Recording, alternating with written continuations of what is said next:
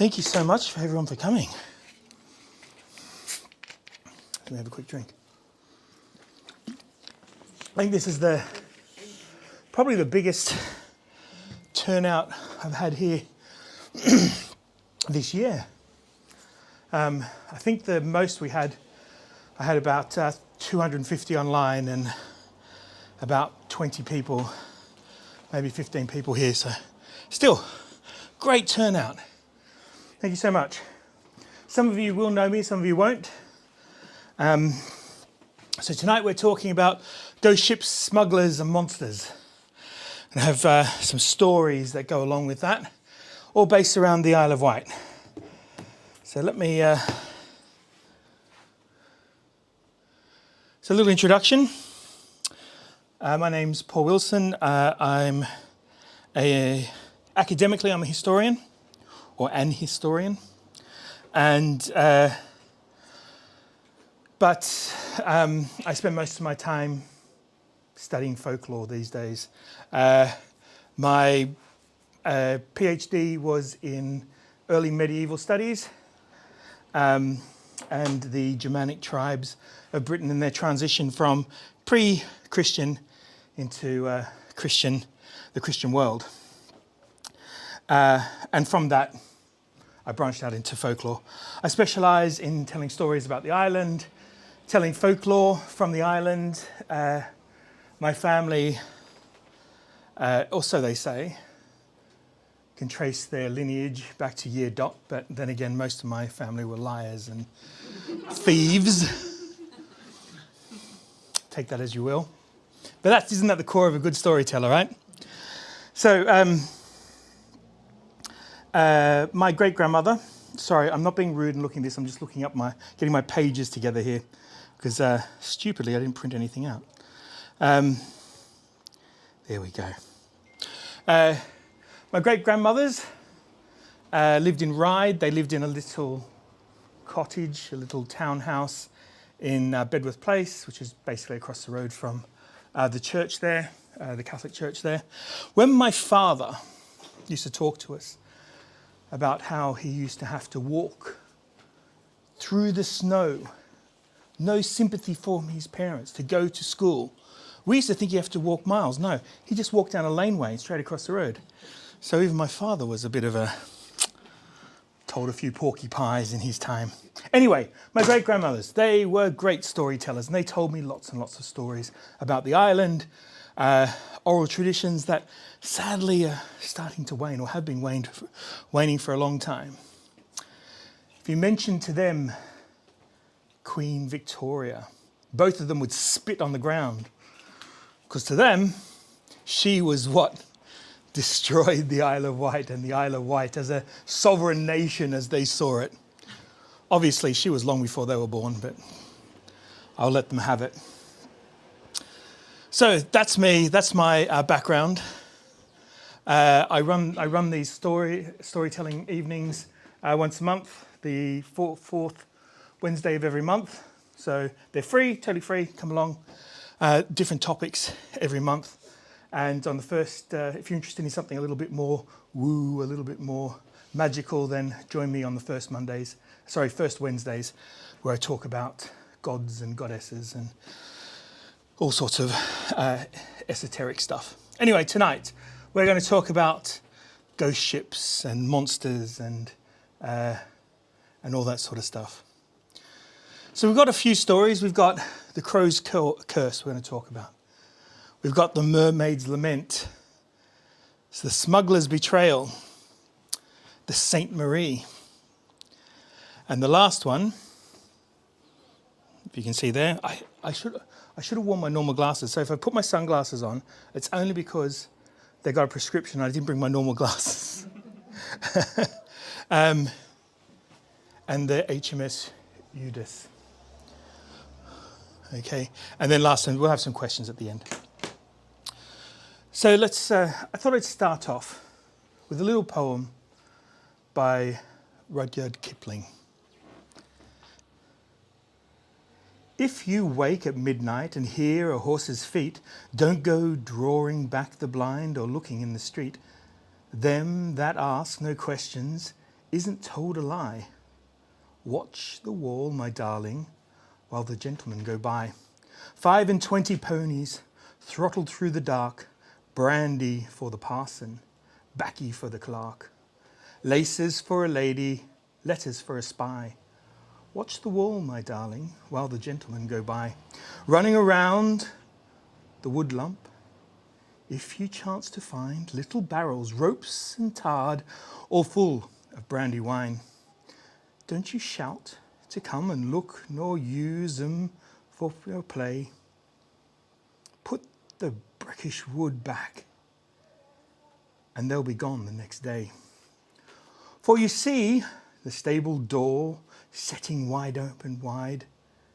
If you see a tired horse lying down inside, if your mother mends a coat cut above and tore, if the lining's wet and warm, don't ask no more. If you meet King George's men dressed in blue and red, you be careful what you say and mindful what is said. If they call you pretty maid and chuck you 'neath the chin, don't you tell where no one is, nor yet where no one's been. Knocks and footsteps round the house, whistles after dark. You're no call for running out till the horse dogs bark. Trusty here and pinches their hair, and see how dumb they lie.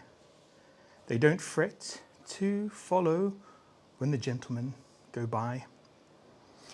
If you do as you've been told, likely there's a chance you'll be give a dainty doll all the way from beautiful France, with a cap, a valise, and a valet hood, a present from the gentleman, a long ear being good. 25 ponies, throttling through the dark, Brandy for the parson, Baccy for the clerk. Them that asks no questions isn't told a lie. Watch the wall, my darling, as the gentlemen go by.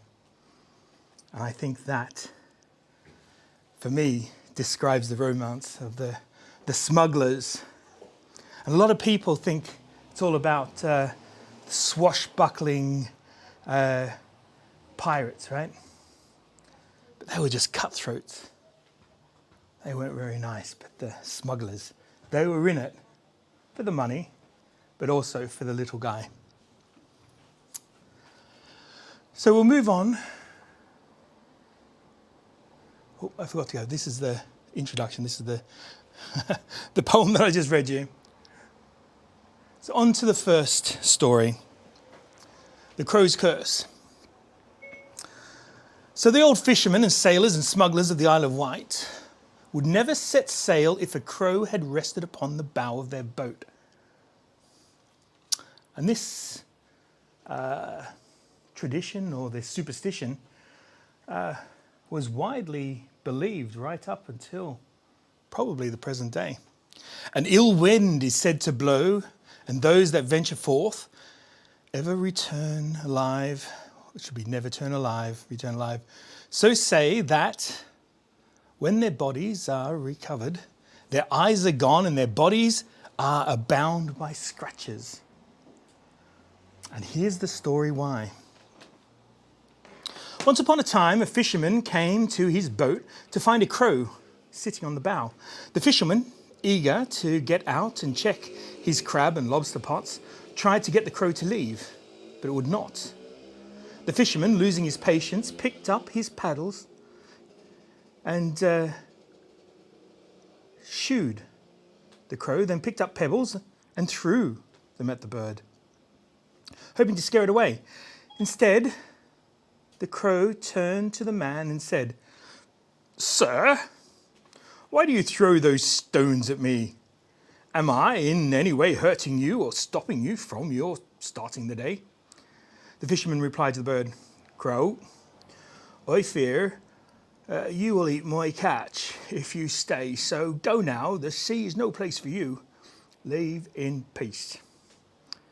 The crow simply walked along the side of the boat and came closer to the man, and then he said, "I propose a game of chance with you.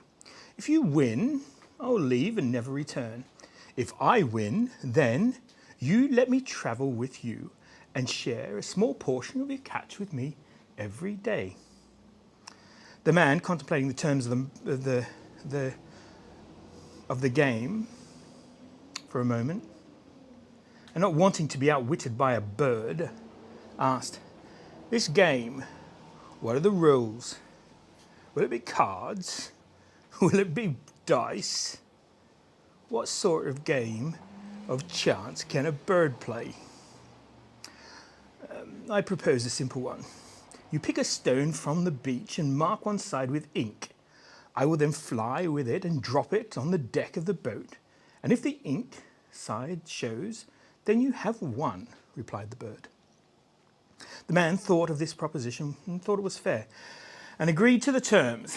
He walked down the beach and saw a thin piece of chalk in the sand. He picked it up and formulated a plan to rid himself of this bird. He brought the stone back and poured ink onto one side of the chalk, making sure he used more than the normal amount. The man, knowing the properties of chalk and the thinness of the rock, calculated that the ink would seep through and thus enable him to be sure that he would win. After some time, he turned to the bird and said, "Open your beak, crow, and let me put the stone in, and you can fly above me and drop it."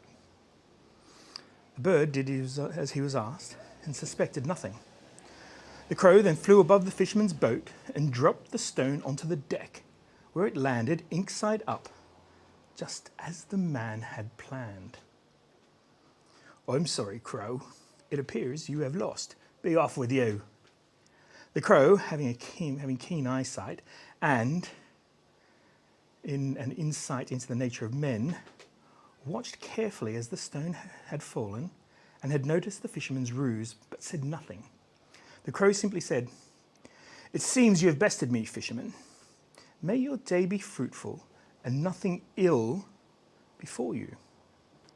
And with that flew away. The fisherman set sail and checked his lobster pots and crab traps, then put out his net for the daily catch. Some hours passed and the clouds grew dark and angry.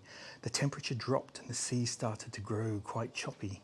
Then, out of nowhere, the crow appeared, squawking in rage. He attacked the man, pecked directly in his eyes as to blind him. As the fisherman, battered and bleeding from his eyes, fell back, he heard the crow say, "You cheated me, fisherman. You broke our agreement. So from this day forth, I curse you and those that come after you.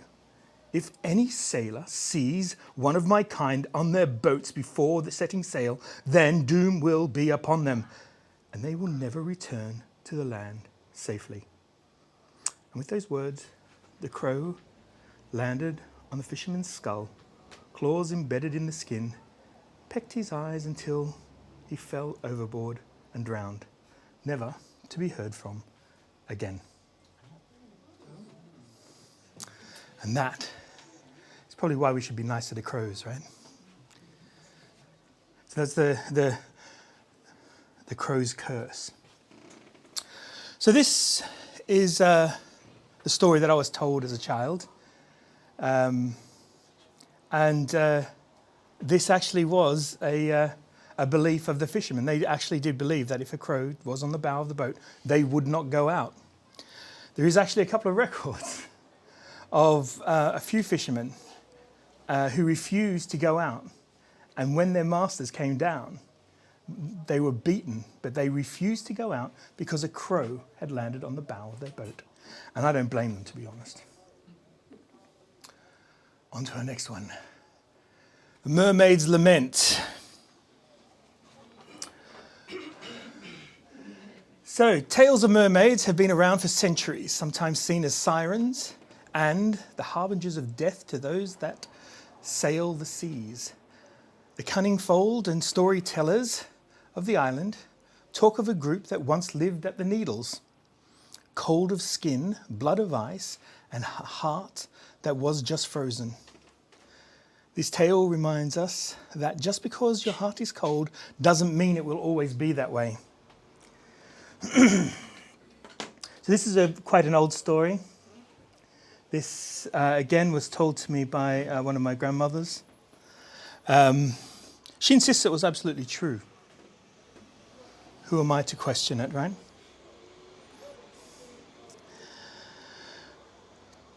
Contrary to popular belief, mermaids are not creatures of beauty, or not on the inside at least. Mermaids have hearts as cold as the sea water they swim in, their blood as icy as the ocean depths. They do not live by the same codes of you and I, and they do not have a morality that we could even understand. Some say that mermaids enjoy causing destruction. That's not the case at all. The reality is they don't care. They're incapable of caring. Because of this lack of any feeling, you cannot bargain with a mermaid, you cannot befriend a mermaid, and you cannot ever, ever, ever trust a mermaid. I'm just going to check that sun. I think I might open this again if that's okay. Is that all right now, guys? Yeah? Good. Whew, it's getting hot in here, right? There was once a young elfin prince who decided to go on an adventure. He found himself a boat and set sail across the ocean. He sailed to so many lands and walked amongst humanity, enjoying the colour and the excitement. But after several years, he felt he had seen everything. One evening, while sitting at the seaport, he heard speak of mermaids and that their beauty was beyond imagine. He inquired where he might find these creatures, but instead of getting the answer he wanted, he was presented with a dire warning. Don't be seeking out these mermaids, young lad. They kill ye as soon as they see ye, without care or worry neither. The young prince, being a creature of magic himself, was sure that he would be fine, and pressed the old sea dog until the man finally gave in. Sail due south from here, boy, until ye come to the diamond Isle of Wight, where by the great needles you will find them. But be warned, do not be seen, for they do not take kindly at being seen. And so the young elfin prince once again set sail. After a few days, he saw the island and prepared himself for his next adventure. He decided to conjure up some magic light and stand up and reveal that he was a magical brethren. He sailed around until he saw the white pillars of chalk, the needles. He held fast and called out, Mermaids, come out. I am a magical creature and I mean you no harm. I just want to see you and maybe we can speak. We are kin. The mermaids that swam in the region had no intention of showing themselves. This bothersome creature would go away soon, they were sure. For 7 days and 7 nights, the elfin prince held his magical light aloft and called to them, each time explaining he meant them no harm and just wanted to meet them before going back to his fairy land. As the 8th day started to dawn, one of the mermaids, with skin that glittered green and a face that was the envy of the others of her kind, had had enough. She swam to the surface and called out to the boy, We are here, sir. Come and find us. She splashed her tail and dove under the water. The prince set sail and went towards the voice, but now the voice was behind him. We are here, sir. Come and find us. The mermaid called. All day this happened, and slowly the mermaid edged closer to the boat, closer and closer. And as she did, she pushed the boat closer and closer to the rocks. Finally, when the boat was close enough, the mermaid jumped out of the water and pushed the boat so hard and as hard as she could and smashed it into pieces against the sharp outcrop of rocks. The boy floundered in the sea and was then pulled down by the mermaid and held underwater until he drowned. As this was happening, the crows that nested nearby spied what had been happening and flew directly to the father of the elfin prince. In a furious rage, the elfin king made his way to where the mermaids lived, and using the description from the crow, he sat and waited for the mermaids to surface once again. Like his son, the king had a cunning that only came with age. He sat quietly, not making a sound until finally the mermaids came out to play. The king turned himself into a seal, and he swam out to see the mermaids. He swam around them and listened to them chattering. Eventually heard the information that he was waiting for, and grabbed the mermaid who had killed his son. He dragged her onto the beach, where she thrashed about in the sand. Eventually, she tired herself out, and as her skin started to dry, the king transformed himself back to his true form. I am the king, and I am after the person who killed the elfin prince, and I believe you pulled him to his doom. I'm here to avenge his death. The mermaid just cackled and said, let me die then, I don't care. Leave me here to bake in the sun, cut off my head and feed it to the fish. You get no satisfaction from me, as I have no remorse. I'd do it again in an instant if I could. You are right, he said. That then shall be your punishment, the king replied. As of now I curse you. I curse your blood to run warm, your heart to beat with heat, and a conscience you shall have. And with that, he worked his curse upon her and pushed her back into the sea. And in that instant, every deed, every death, every sin against humanity came back to the mermaid, her body filled with the same grief over and over and forevermore. She had to suffer the guilt of her own actions. Her sisters shunned her. She was pushed from her home and forever to swim the waters of the world, but never finding peace or forgiveness again. And as I say, I'm assured that this is a true story. And the crows wouldn't lie, would they? The smuggler's betrayal.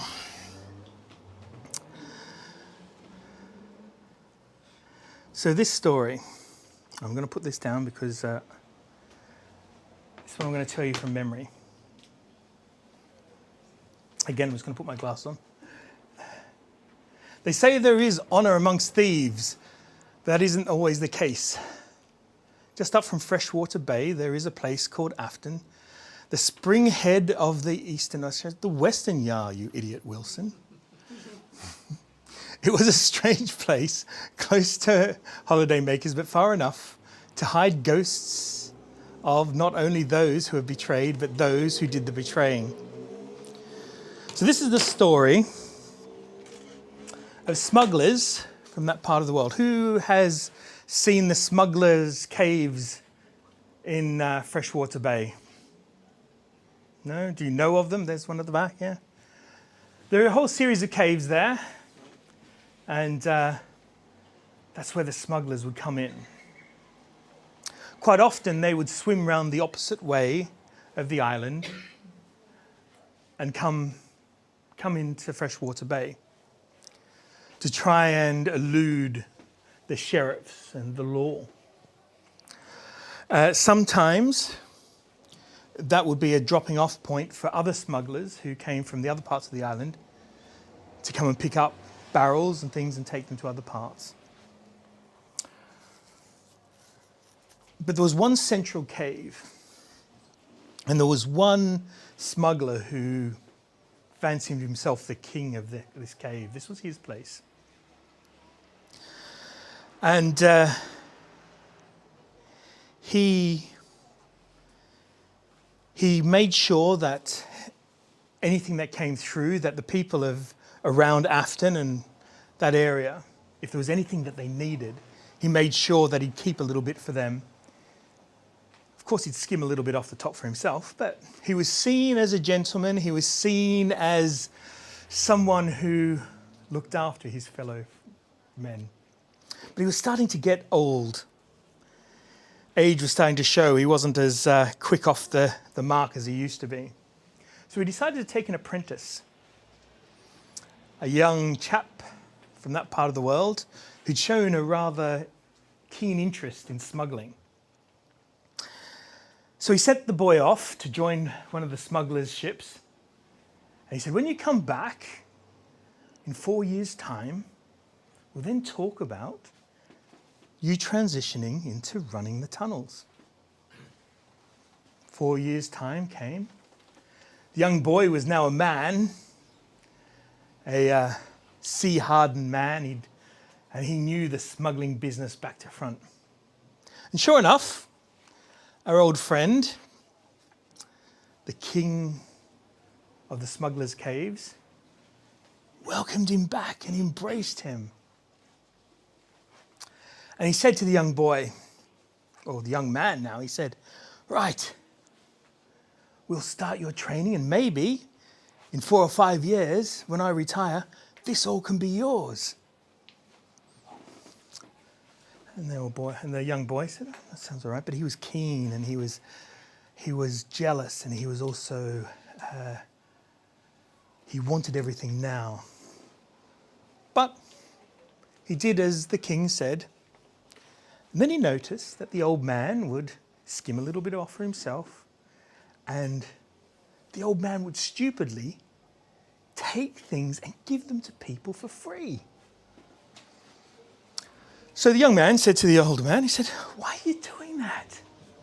That's our profit.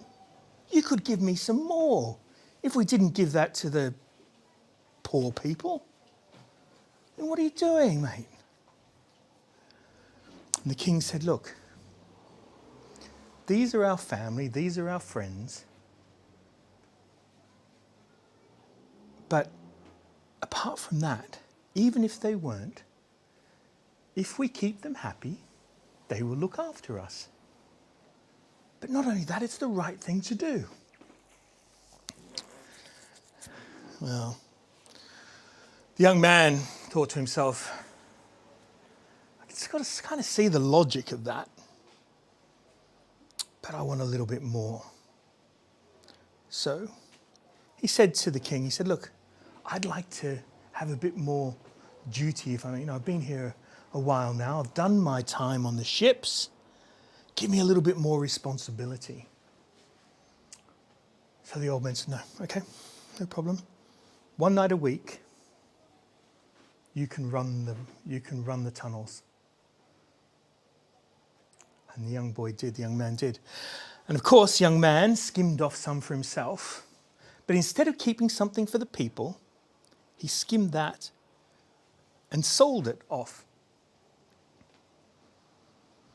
And when the king came down the next day, he said, right, well, let's take the things out to the people. He said, there wasn't enough. It came in short. We think there must have been a raid. Okay. But this happened over and over and over. Finally, the king had had enough. He said to the young man, he said, I know what you're doing, and it has to stop. If it doesn't stop, I might seem like a pleasant old man, but I know where all the bodies are buried because I put them there. The young man was having none of that. And so, the next night that was his to run the caves, he called the authorities, told them where the old man was, and said, he called the authorities and said, for immunity, and if you leave me alone, I will give you a little bit, but then I will also tell you where the king is. And they caught him, and they took him above the cliffs, tied a rope around his neck, and threw him off and hanged him. That's not the end of the story. Because the people around Afton, they have a long memory. And they remember the good that the king had done. And they knew who'd sold him out. So the next night, they formed a party. And they lighted candles. And went from door to door. And all the able-bodied men came together and crept down to the seaside, extinguished the candles and waited. They saw the beacon out in the sea. They saw the beacon from the new king, the young man. And they waited. And they waited. And when the transaction was finished, they didn't do anything except they had a word to the smugglers. And they told them what he had done. They lighted their candles and they went back. The next night, the beacon went off in the distance. The new king's beacon went off. The smugglers came ashore, but they didn't come with any barrels of wine or any fine linens. They came with cutlasses and cudgels. And they chased the new king. And the new king was off. And who knows what Afton is like? It's a swamp, right? Straight into the swamp he ran, thinking that he knew the area better than them. But they weren't idiots. They'd been smuggling for years. They knew the area better than he thought they did. And they also knew that sound travels. You can stand at one end where the yard starts, and you can yell, and it will travel all the way up. And anyone that hears that will have no idea where you are. So they called out as they were running after him, and he ran and he ran. And they kept calling and calling. And because the smugglers had to come in at low tide, because at high tide, the water would fill the caves. The young king had run out into the mudflats. But as he had and as they called, the tide slowly came in, until finally he found himself trapped. He called out for help as the water came up higher and higher and higher. And the smugglers said all they could hear was him yelling until they could hear the gurgling sounds, and then there was nothing. And to this day, they say that on certain nights, when the tide is high, and if you stand on one of the roads round Afton, you can hear someone calling and calling until you hear the gurgling, and then you don't. And that is the smuggler's betrayal.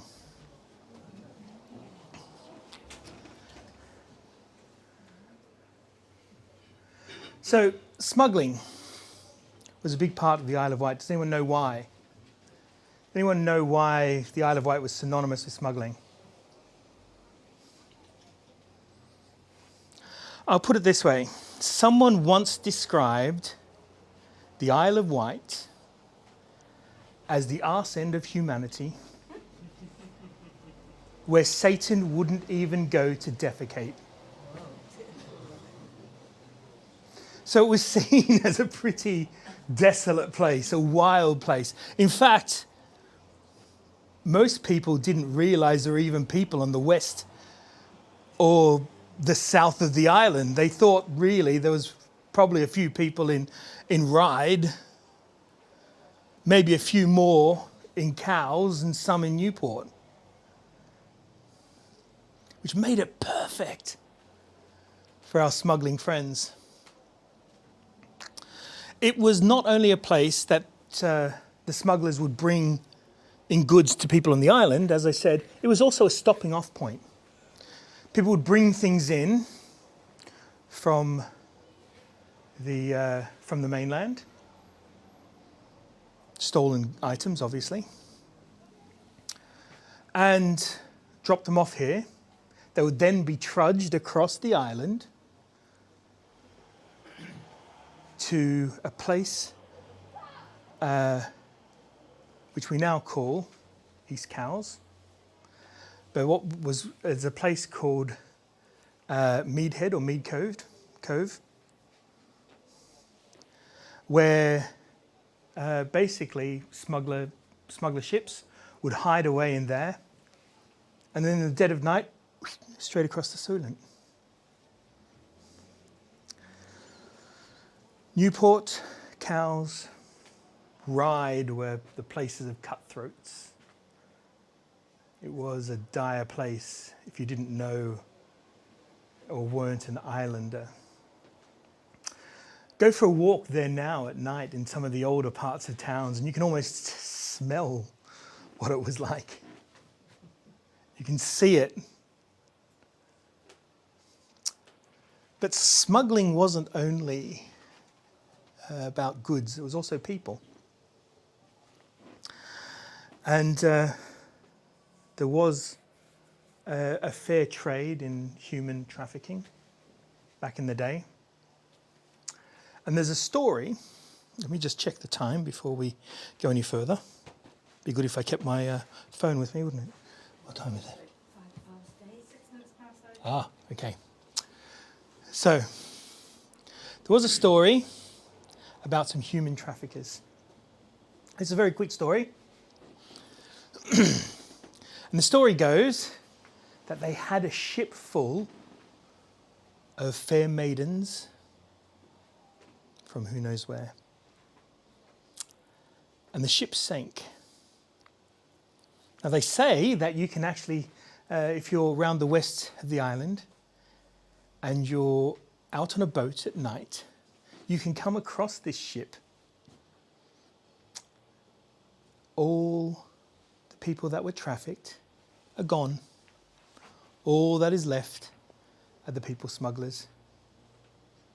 And they say that unless you can come up with the right type of trade, they will try to take you and capsize your boat. But there's an easy way to fool them because they're nothing but shades. So they will take their payment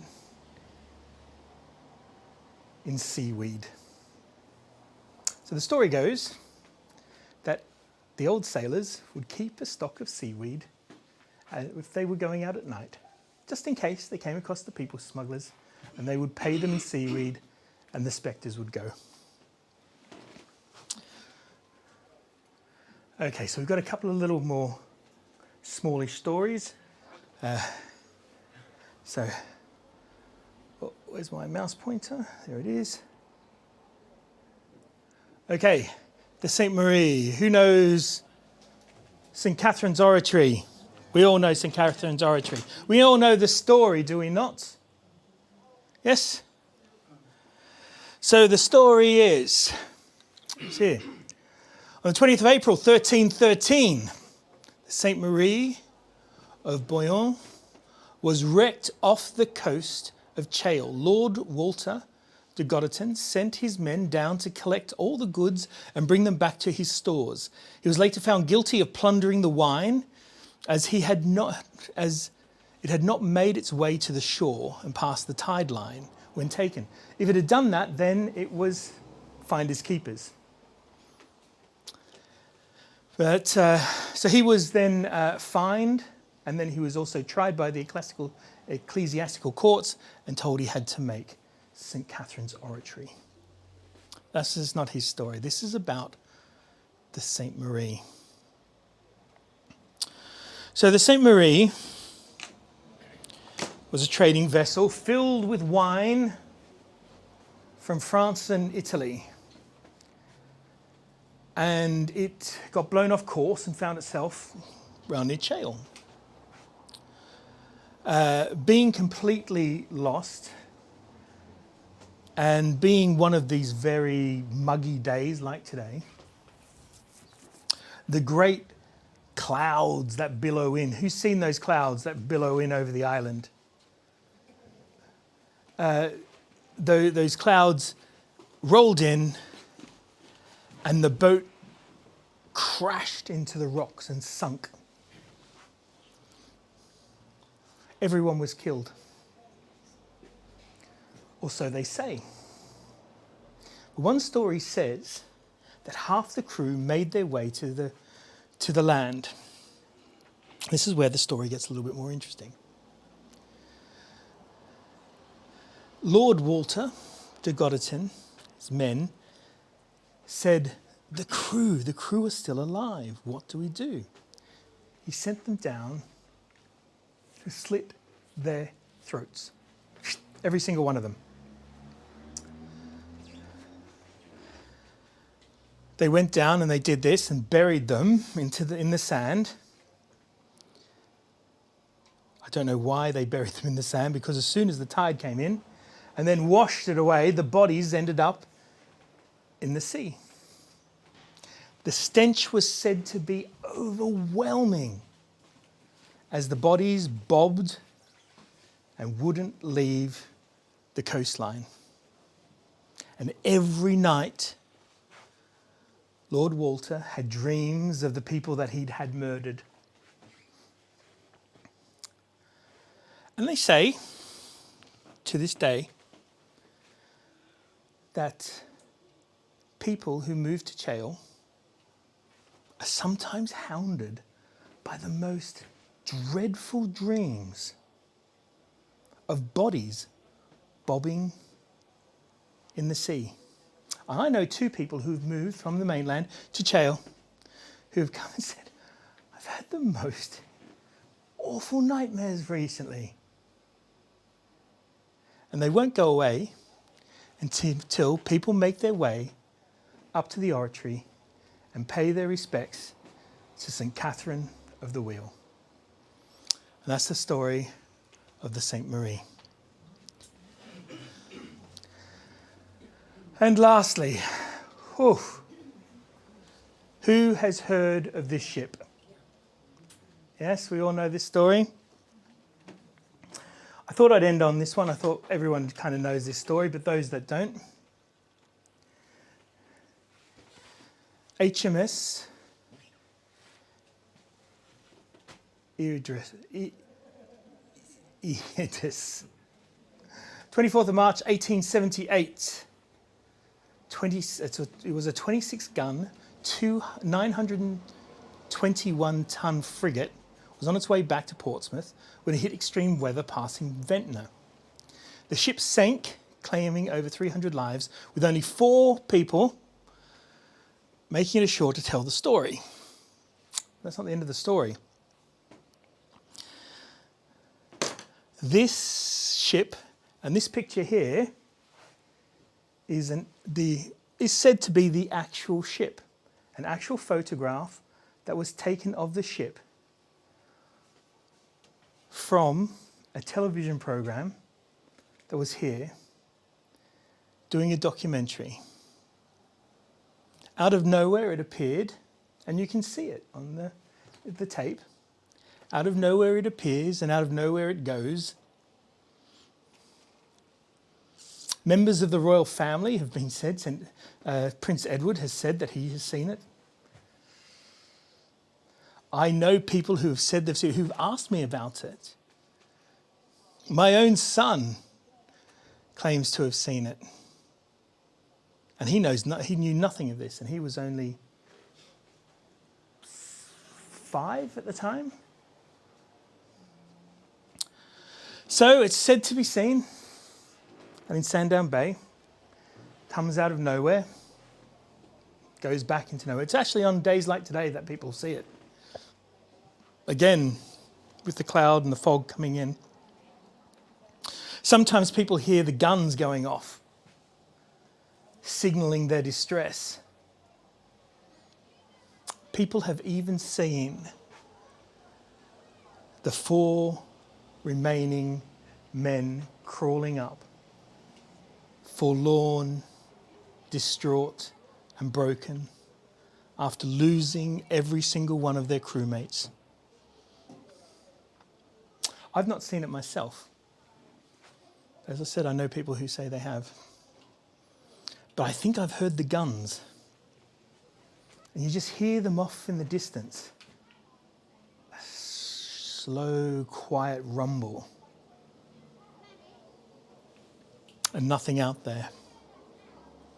A submarine out in manoeuvres is said to have changed course because out of nowhere, the hull of this boat was suddenly in sight. This is a Royal Navy officer who said that. Chartered boats, luxury yachts. Many people have had to change course because of this boat. They also say that on some nights you can still hear 300 men calling out in vain as the ship goes down. Hear the creaking, the sickening crack as the ship breaks into and sinks. So that is our most famous, I think, of all the ghost ships. So thank you very much for coming. I hope you enjoyed yourselves. Does anyone have any questions? Can I ask about St Catherine? It seems Yes. that St Catherine pops up a lot. I mean, we've got her oratory, we've got St Catherine's Lighthouse, there's St Catherine's Church, there's St Catherine's Road. Why St Catherine in the Isle of Wight? And is it Catherine of Siena? Catherine of the Wheel. Yeah. Yes. Catherine of the Wheel, as my dad would call her. It's a really good question. There's some debate over it. Some people believe that St Catherine's Oratory was named after St Catherine because it was to be built on St Catherine's Mount. There is St Catherine's Spring there as well. There is the story that one of the great treasures of the Isle of Wight was buried there, which is the Wheel of Fortune. So there could be a linkage there. It could well be just because the ship is said to have been owned by a nunnery that was devoted to St Catherine. There's no evidence of that. It's one of these strange things that seems that the island has latched onto. It's like there was a great devotion to St Mary of Antioch for many years on the island for no apparent reason. It could be that people just really liked her. You know, they just thought she was pretty great. She was an all right saint, yeah, I have to say. Any other questions? Comments? Sorry? Fascinating. Oh, fascinating, thank you. Any observations? Anything anyone would like to know, even if it's not on this topic? You said about the Weeping Mermaid. Yes. What's that story? That's the Weeping Mermaid is the same as the Mermaid's Lament. All right. Yeah. She was the first mermaid to cry, or so they say.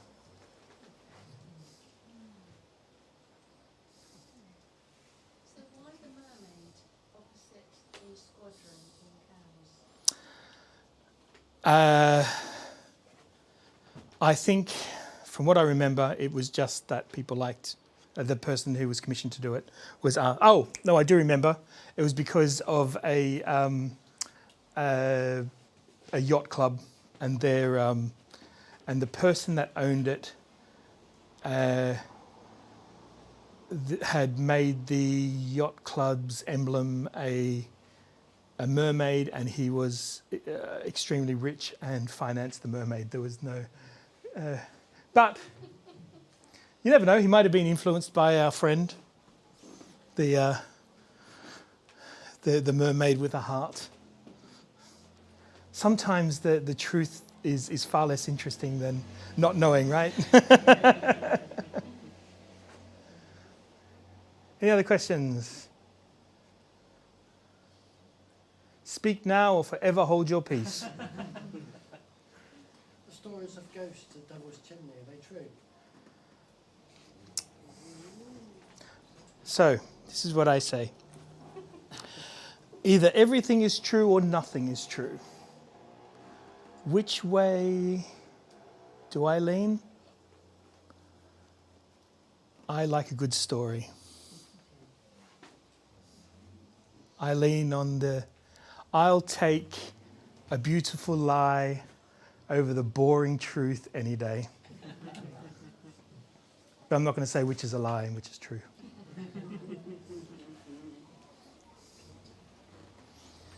Any other questions?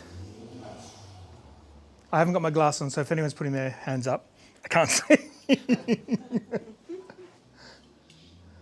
Okay, well, thank you so much for coming. Thank you. What a lovely turnout. Thank you.